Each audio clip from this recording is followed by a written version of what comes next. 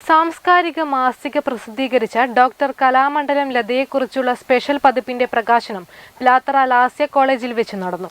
ക്ഷേത്രകലാ academy chairman doctor കെ.എച്ച്. Subramanian പതിപ്പിന്റെ പ്രകാശനം നിർവഹിച്ചു. Doctor Kalamandalam Latha പതിപ്പ് ഏറ്റുവാങ്ങി.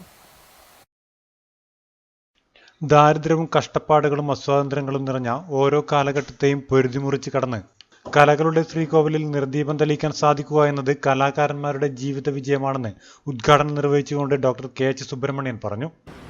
കാണുകയും ഈ സ്ഥാപനം നമ്മുടെ ഈ വടക്കേ മലബാറിൽ ഉത്തരോത്തരം അഭിവൃദ്ധിയിലേക്ക് വന്ന് നമ്മുടെ കലാ സാംസ്കാരിക രംഗത്തിന് വലിയൊരു താവളമായി തീരുകയും ചെയ്യണം എന്ന് ഞങ്ങൾ പലരുടെയും കൂടെ ആഗ്രഹിക്കുന്ന ഒരു വ്യക്തിയാണ്.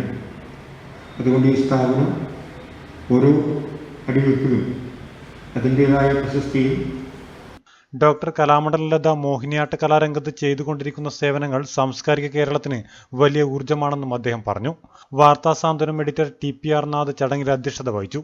വിജയകുമാർ മുല്ലേരി കലാമണ്ഡലം ലതയെ പരിചയപ്പെടുത്തി സംസാരിച്ചു. കാമ്പ്രത്ത് മാധവൻ, സുരേന്ദ്രൻ അടുത്തില, സിദ്ധാർത്ഥൻ എന്നിവർ സംബന്ധിച്ചു. News bureau, Pilathara.